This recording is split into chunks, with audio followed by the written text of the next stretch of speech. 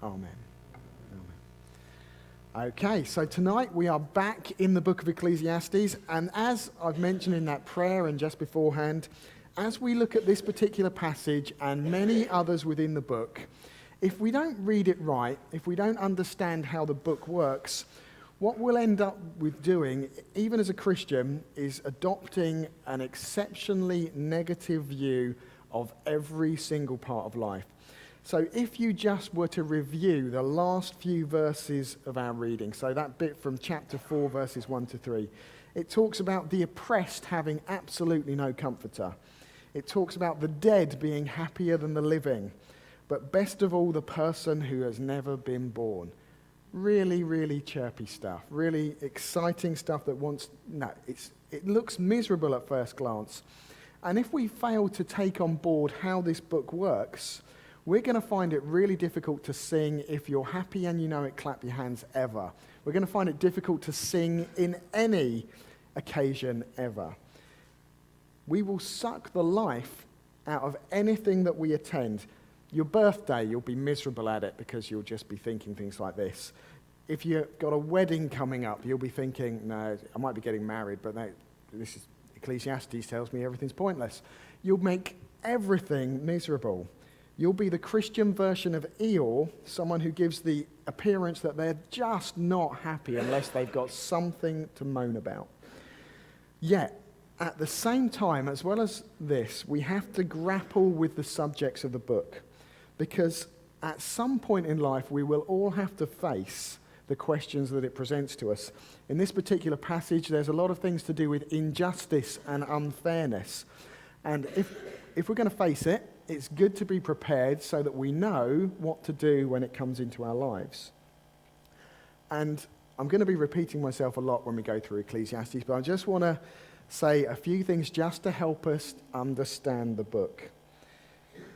These are some of the things I've said in previous messages. So one of the things is Ecclesiastes tends to ask the questions that the rest of the Bible answers. In Ecclesiastes, you get partial answers to things, not whole answers. It quite often just sets us up with the starkness of life, gives us a glimmer of an answer, and hints at what Jesus can do. And also, as you read through this book, the person who's writing it, he kind of adopts different personas at different times. So every time, absolutely every time you see the little phrase "under the sun" or something like that, be careful about swallowing what comes next as an attitude to adopt, because what he's doing there is saying that if this world and this universe is all that there is, then this is true. Whenever you see that, you're not supposed to adopt that as the view that you apply to everything, because it will skew a Christian view massively. It will make you the miserable Eeyore version of Christian. So sometimes he talks from the position of a non-believer, and at other points, the book will talk from where he actually is as a believer in God. He wants you, the writer of this book, to investigate things yourself. He is not going to spoon-feed you the answers. You've got to grapple with it. And what this kind of interchange of viewpoints should do is drive us to see this. Without God, if God doesn't exist, everything and every person that's ever existed or who will exist, everything that's ever been done, whether it's good or bad, is like breath on glass. It's here 1 minute and gone the next. It's pointless. It doesn't really matter. It doesn't count. And at various points in the book, it will hammer us with that thought. Pleasure, work, life, existence, a lack of justice in the world, none of it matters if God doesn't exist. And he's saying it's irrefutable. If God's not there, that kind of viewpoint is utterly irrefutable. But if there is a God, then everything changes. Everything you do suddenly matters, because you can do everything for God's glory. You can wipe a toddler's nose for God's glory. You can make a bed for God's glory. You can load a dishwasher for God's glory. You can do everything for God, and it all suddenly becomes meaningful. Every single person you encounter is a unique, wondrous creation made in the image of God. And while this world isn't everything that it should be, it can still shine with God's wonder, even though it's kind of tarnished. and one day it will all be made right. That's what it's doing for us. So rather than us being Christian versions of Eeyore that are just miserable about everything and viewing the Christian life as getting everyone into the panic room of church before God kind of makes it all okay again, we should be the most joyful, the most playful, the most excitable, dare I say that, people that exist, because we know where history's going, we know what God has done for us now. We should be able to have fun while we're here. And when the gospel of Jesus is mixed into that as well, every part of life has meaning. Absolutely everything has meaning. No matter what stage of life you're at, whether you're near the beginning or whether you're near the end, it's good and the future's wondrous. That's what it's saying to us. So with that kind of background, and that's all my little caveats before we go negative again, what does our reading teach us about the world that we live in? Well, it's driving us to consider questions of justice and fairness, and I guess you can lay a suffering in that on as well. Because without God, this world looks absolutely unfair. Absolutely unfair. And it never seems to get any better. It looks unfair and it never gets any better. So let's consider, along with the writer, the kind of things that he says. So it's up on the screen, verse 16, in the place of judgment, so in the courts where justice should be meted out and it should be fair, in the place of judgment, wickedness was there. In the place of justice, wickedness was there. This is a man looking around his world and saying, where things should be made right, actually they're not. Where things should be made right, they're not. And if you look at the start of chapter 4 as well, it says there about, he saw the tears of the oppressed, and they had no comforter. If there's no God, the oppressed have no comforter. Powers on the side of the oppressors, and there's no comforter. The dead are happier than the living, but better than both is the one who's never been born. Without God, he's saying, there's no justice and there's absolutely no comfort. A year ago, this very week, the BBC released a video, a 6-minute video of a flight from a drone flying over Auschwitz. So it went over the gate. It went over the remnants of buildings which had been there, which I think is the next picture. So that used to be huts which housed people. You saw other parts of the buildings as well. And as it flew over Auschwitz, even though there's no words with that video, there's a sense that as it went over, that was a place of real wickedness. It was a place of evil. There was a feeling that there had been a lot of tears there and very little comfort. So the oppressed had no comfort. It felt like that. And I think in our world, in our recent history, that's probably the biggest example of that in the last 100 years or so, of people being oppressed and having no comforter. And when you start to look into that event and you see museums full of shoes which have been taken from people and rooms full of glasses and the personal effects of thousands of people who were exterminated, if this world is all that there is, then there's very, very little justice. And yet it doesn't have to be Auschwitz that reminds us of that. As life exposes you to more of its reality, you come to realize something else too. In many ways, life is like a deck of cards. It's like there's a deck of cards there, and you cut the deck, and you don't know what you're going to get. So, a 9. That would be probably quite a good life. That would be all right. 6, not so hot. A 2 would be pretty rubbish. And it's just, without God, it seems like it's complete and utter luck. With no God, it looks completely unfair. So where you're born, or your genetics, or whether you just happen to be in the right place at the right time, determines a lot about how your life goes. Person A can get dealt a good hand. They can have good genetics, which mean they live a long, healthy life, but they can be an arrogant, obnoxious, selfish egotist.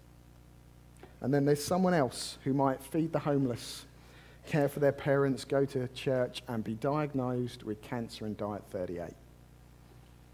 That's seems unfair, doesn't it? It seems somewhat unfair. Some of the people behind Auschwitz escaped. They didn't seem to face justice. That doesn't seem fair. And even the ones who had faced justice and murdered thousands, to me, it seems unfair that they only got to pay once. It really does. Some people are born into palaces, and some people are born into drug houses. They're the big things. But then for you, someone can slander your name and get away with it. That's unfair as well. And you have to come to a view about how you deal with this sort of stuff in life. And without God, none of the ways of trying to deal with injustice are going to work. This world looks like stuff just happens, and it doesn't respect who you are or what your background is. Without God, what options are available to you? Well, without God, you can look at the unfairness of this world in a number of ways. You can say, that's just the way life is, and try to endure it. So when you see something coming, you try to prepare yourself for the moment, you steel yourself against it, and you say it's not going to grind you down. It will not make you sad, you say. It sounds kind of brave. It sounds kind of noble, but what does it mean in reality? If injustice is not going to touch you so you don't feel bad about it, you've got to teach yourself not to care. That's what you have to do. If you're going to say, if someone mistreats me, I'm not going to feel that injustice, you've got to say, I'm not going to care. I'm not going to care. And if you have to do that with the negative stuff, you have to do it with the positive stuff too. Because the people that you love might one day hurt you, so you can't quite get as close to them as you might want to. You have to protect yourself from what life throws at you. Or you can look at what this world is like and you can try and deal with it another way, kind of the political activist way, who will say, who's to blame? Who's to blame? And then you will try to make them pay for what they've done. Because if you've got someone to pin it on, a group or a gender or a certain group of people, you can devote yourself to fixing it that way, but you're just an angry person, angry at a certain group of people. You can try to avoid it and look out for your own pleasure, and you'll just get angry when it hits you. You can say the world is cruel, but you'll be noble. But if this world is all there is, how do you even know what good or noble is? Some people, they romanticize things and simply decide that good people have good lives and bad people have bad lives. You get what you deserve. And in the late 1990s, that was Glenn Hoddle's view when it lost him the England job, when he suggested that people's suffering was to do with what they'd done in a past life, because he couldn't accept that bad things happen to good people. He couldn't accept that. And there's Christian versions of these. Everything I've said so far, there's a Christian version of it. So if you're struggling or if life is hard, you say something like this: why is God punishing me? That's what you might do. Or you might say, life would be so much better if it wasn't for all those non-Christians. None of these things work. None of these things work. What does God want us to do? He wants us to realize something, and he wants us to embrace something which we might not want to embrace. There is a time when God is going to bring everything into judgment. There was a bit we didn't read in chapter 3. Derek was wondering when I was preparing sermons for Ecclesiastes whether I was going to play the song. So Ecclesiastes 3 starts off with, there's a time to be born, a time to die, a time for this, a time for that, and so on.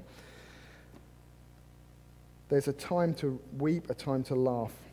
Verses 15 and verses 17 have to be added onto that. There is a time when God is going to call the past to account.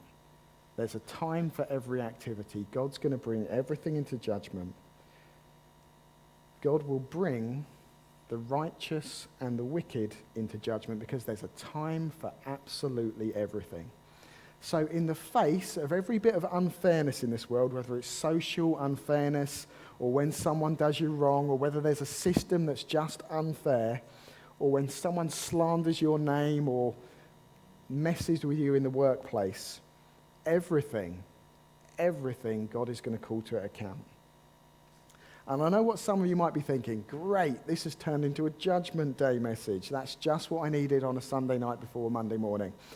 But actually, whilst it's quite a sobering thing to think that God is going to judge everything one day, it's actually an incredibly good thing. I'm going to give you 3 reasons why it's a good thing. First reason's this.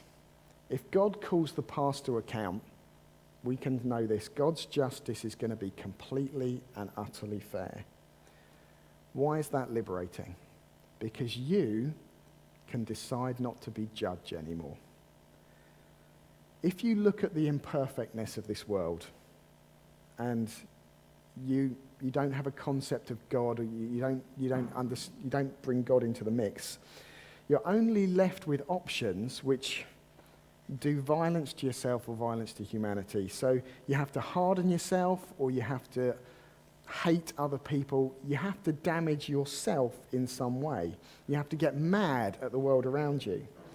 If someone does something to you and it deeply, deeply hurts you, if there is no God, you're going to make them pay every time you see them. Every time you see them. In that moment, you'll bring back to the surface of your memory what they did to you. You might become bitter, you might become twisted, because you've got to hold them to account somehow.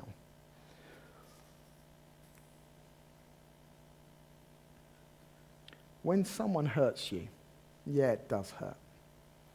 But if God is going to call everything to account one day, you can decide to say, God's going to deal with that. That hurt me, but God is going to deal with that. And his way of dealing with it will be perfect. If I was to be allowed to judge everyone that's hurt me, I think it would be a case of vengeance, actually. I think I would go way over the top. God will do it perfectly, and he'll do what's right. You can say with your hurts, God's going to deal with that. And this is kind of helpful, because if you're fighting against the world around you, if you think it's all terrible and it's all hard and it's all difficult, you can fight against injustice. You can still do that, but you can not get completely depressed, because one day God is going to sort it out and it's all going to be completely fair when he does. It's a good thing that God is going to call things to account. Every murder which has never been solved, God's going to call it to account. Every robbery, every slander, he's going to call it to account. That's a good thing.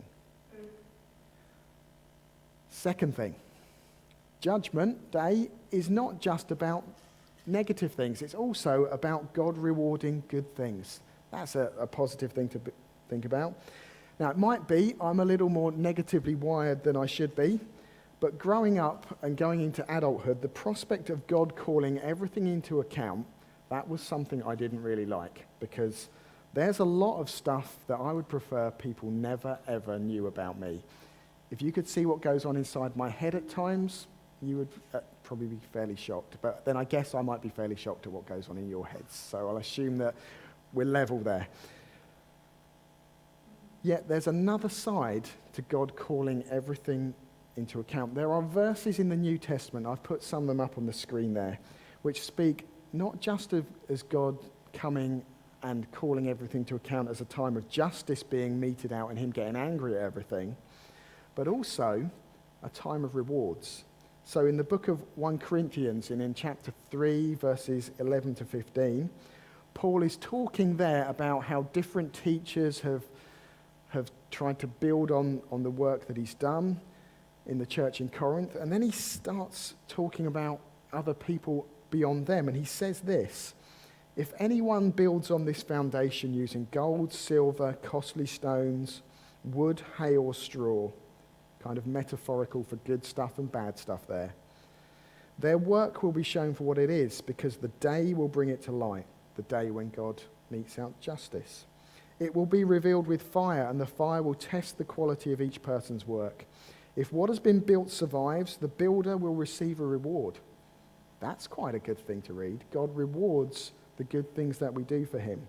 If it's burned up, the builder will suffer loss, but yet will be saved, even though as one only escaping through the flames. It seems to be saying in those verses that when Christ returns and he reviews history, he's going to look at the good stuff too. He's going to look at the stuff you tried to do for him. So what does that say? Any ministry that you're involved with, any good that you tried to do for God as a Christian, a cracking youth talk maybe, and I'm looking over there. You might do a fantastic youth talk. He's going to evaluate that. If you have a chat with someone over coffee where you encourage them, if you met with someone one-to-one and prayed with them, if you prayed on your own in your room and no one ever saw it, and yet it was earnest and faithful, God sees it and he rewards it. God calling everything to account is not just about the negative things.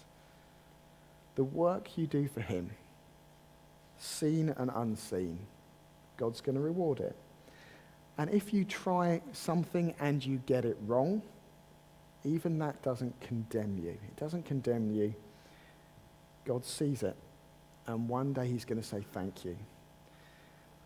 And it's not merely what you do in terms of church. This is how we go back to everything matters. In Colossians chapter 3, when Paul's talking to slaves about working for their masters, he says that they should work diligently, even when the boss isn't about, which is always a tough one. He says do it because you're going to receive an inheritance as a reward. God sees you in the workplace and how well you work there, and will reward you. That's something to take with you to the office tomorrow. If Monday morning is one of the worst days of the week for you work-wise, God sees it and he'll reward it.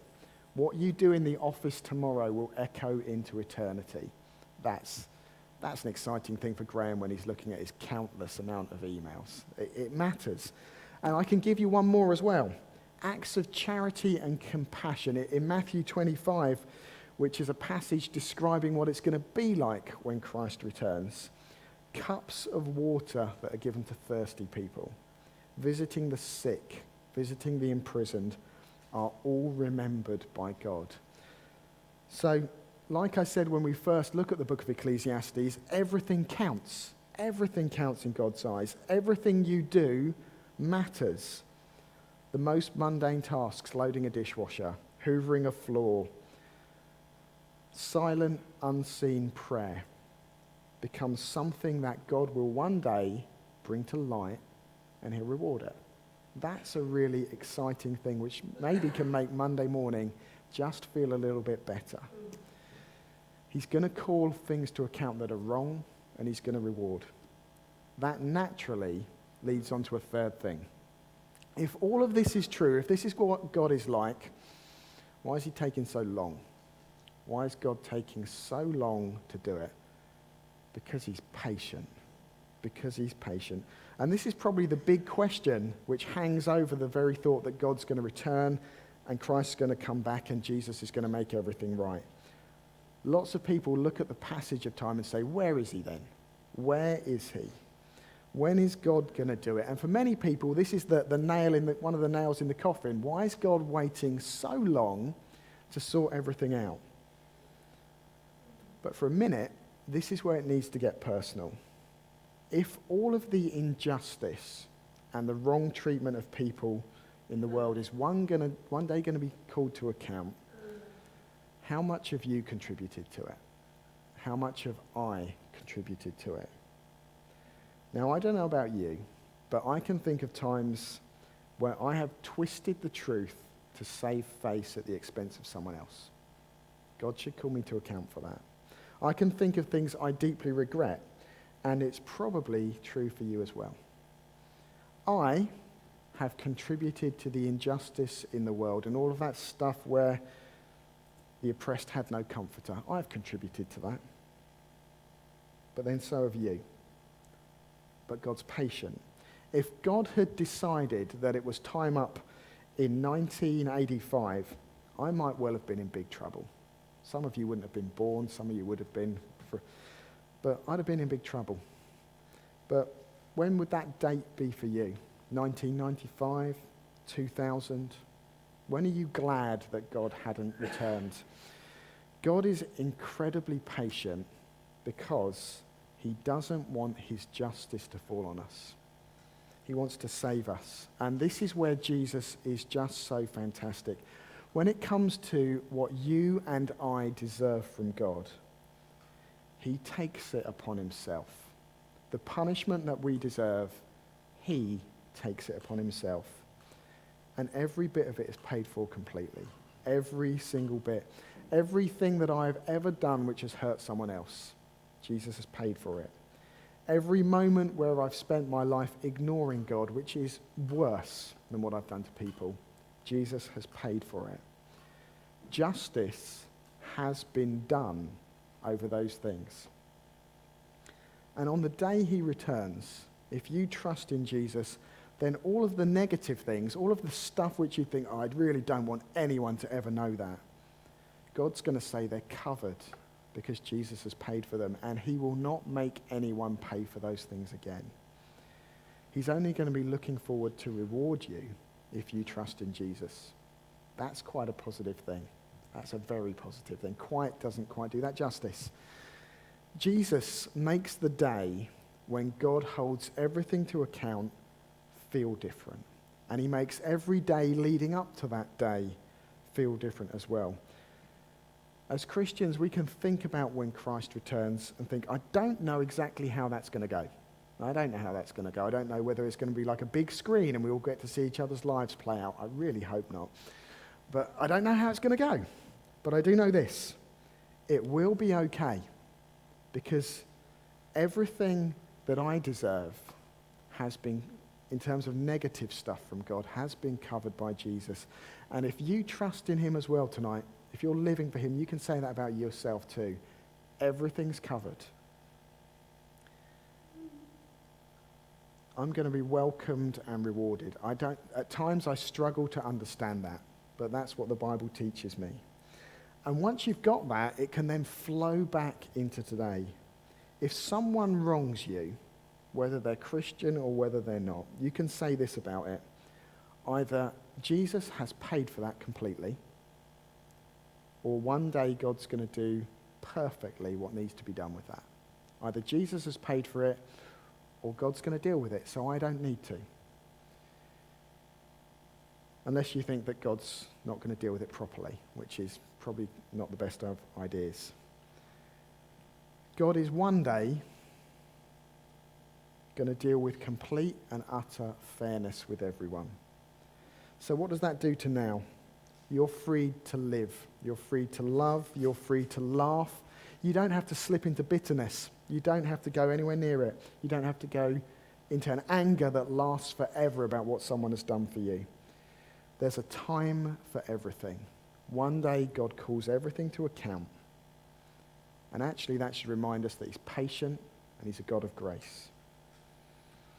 If you're someone here tonight and you're not sure what you believe, God's patient with you tonight. He really is. He wants to draw you in. He wants Jesus to save you. If you want to know more about that, do keep coming and do keep looking at who Jesus is. Let's pray.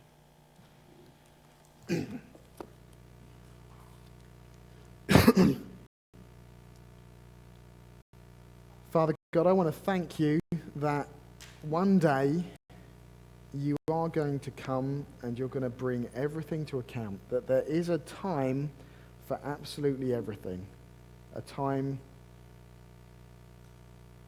when you're going to look at the wicked and the righteous and you're going to give people fairly what they deserve.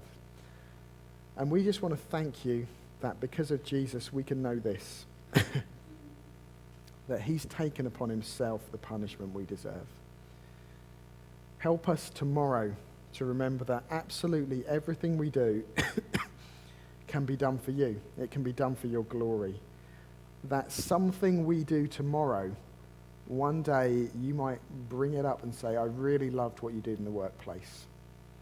That the 1st of February 2016 was a day when you prayed for someone and it was really important.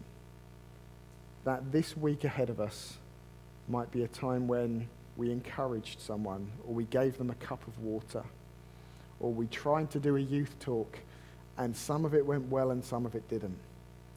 He will remember that and he'll reward us. help that to inspire us to do the best that we can, because we're doing it for you. We would ask as well that if we struggle to believe in you, Lord, if we struggle to believe there even is a God, that you might speak to us, that you might show us your reality, and you might comfort us with the fact that one day you do call things to account and challenge us with exactly the same truth. Help us to see Jesus. Help us to see him and to see how he changes everything. And we ask this, as always, in his wonderful name. Amen.